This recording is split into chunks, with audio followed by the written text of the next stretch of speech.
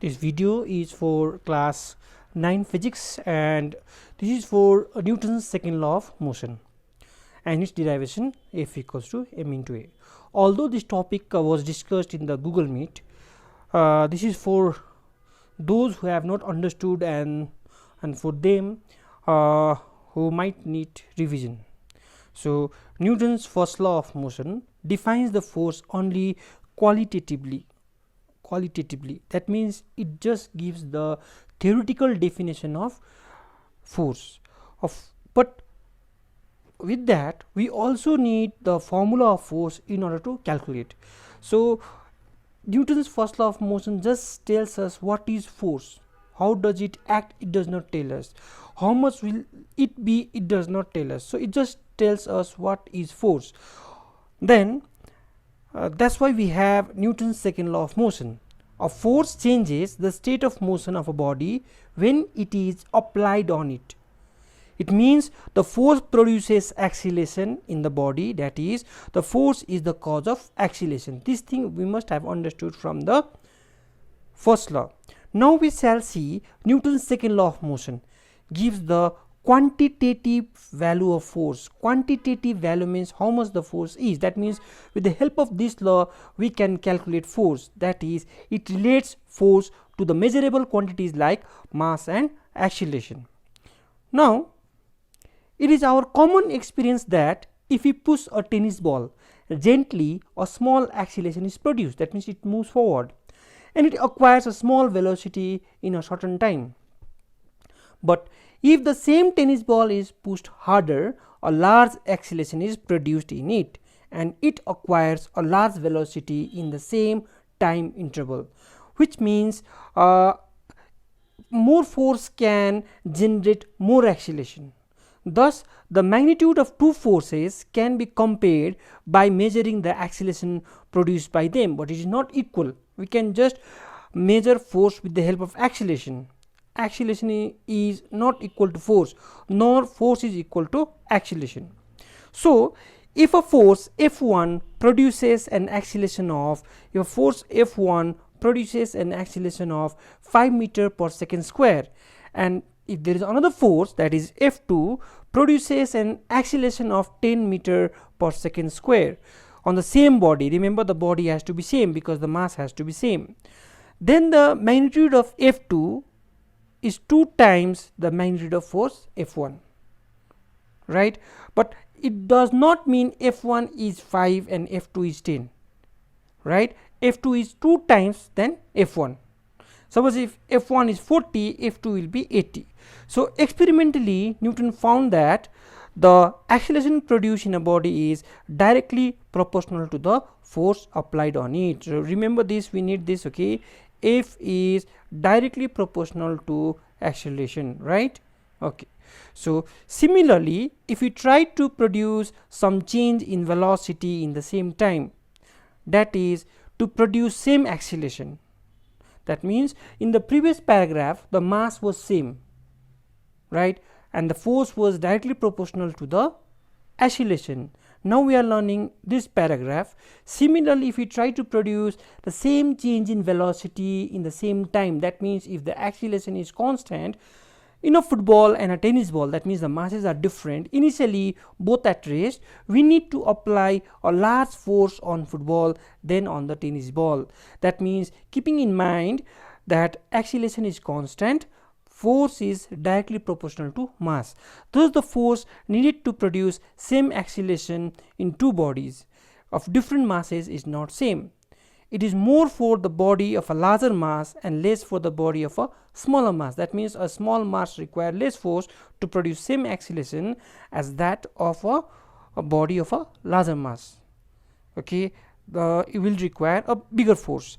If a force F is needed to produce an acceleration of 5 meter per second square in a body of mass 2 kg, then to produce same acceleration, that is 5 meter per second square in a body of mass 4 kg, the force needed is of double of the magnitude, that is 2F.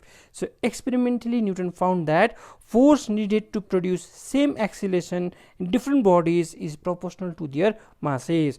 So this paragraph means if acceleration is constant, then force is directly proportional to mass if acceleration is constant, right. Now we can go to the next page.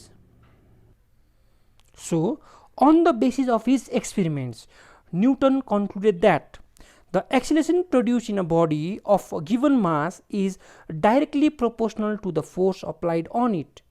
That is, acceleration is directly proportional to force, or I can say force is directly proportional to acceleration if the mass remains constant.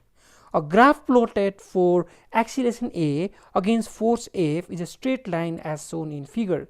See, last time we had discussed in the Google class that anything, if any two things are directly proportional, for example, I can say velocity is directly proportional to distance. So that means if I want to plot a graph between these two, then I shall get a straight line graph. Here you can see acceleration is proportional to force, that also directly. Hence when I plot a graph, I'll get a straight line whose slope gives me mass, and slope is constant here. See, the line is not curved, so the slope is constant, therefore mass is constant, right. So I hope you understood this. Again I am telling, if I draw a graph between acceleration and force, I will get a straight line graph, and the slope of that graph gives me mass, which is constant, whose value is constant. Same. Number 2, again Newton proved that from the experiments the force needed to produce a given acceleration in a body is directly proportional to the mass of the body. So he proved that force was directly proportional to mass provided the acceleration remains same, the acceleration is constant. Then a graph plotted for force F against mass m is a straight line as shown in the figure here, So force, when force is directly proportional to mass, again since they are directly proportional, I get a straight line graph, right, between force and mass. And what will the slope give me here? The slope will be giving me acceleration, which is constant. You know, the straight line graph has a constant slope, right. Now from these two things, that is from the first expression and the second expression, that is F is directly proportional to A and F is directly proportional to M, we are getting this formula. So I'll try to explain this formula in a different sheet. Okay, we have come to the dark sheet. Now from the previous knowledge, I can write F is directly proportional to A, right, for a given mass, and I can write F is directly proportional to M for a given acceleration. If I combine these two, I shall get force is directly proportional to mass multiplied by acceleration. But this is not the formula, I need a equal to sign. So when I want to change proportionality sign, this sign, okay, when I want to change this sign here, proportionality sign into equal to sign, then I am supposed to put a constant. Let that constant be k. So I am getting kma, right. So force is equal to kma, right, where k is the constant of proportionality, right. Now if I further divide this, okay, if I further continue this, if I further continue this, then I need to know the value of k. Experimentally it is found that for unit mass, that means if m equals to 1 kg, if, okay, that is if m equals to 1 kg, this if, right, if,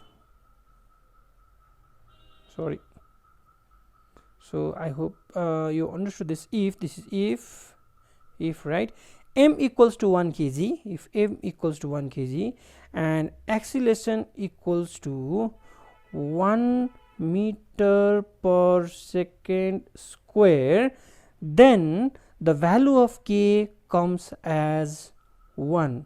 So it is written in a book that the k becomes 1 for the for a unit mass and unit acceleration. If k becomes 1, what will be the formula of force now? Now my force becomes F equals to, k's value becomes 1, so F becomes to F equals to m into a, because k is 1, because 1 into m into 1 into m into a will give me m into a. Hence I am getting the formula, F equals to ma. So we have the formula F equals to ma. That's how we are getting F equals to ma. I hope you understood this. Again we can go back to the page, right, to the page, same page which we were studying.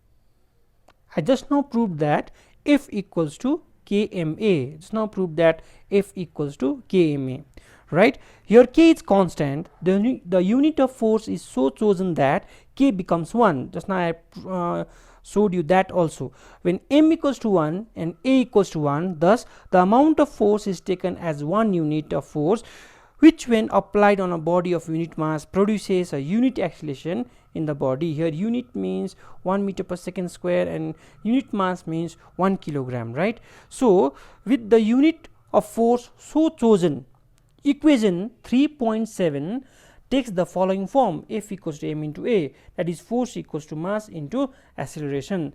This is the mathematical expression for Newton's second law of motion. This is the mathematical expression for Newton's second law of motion. This is the mathematical expression. Hence we are getting the formula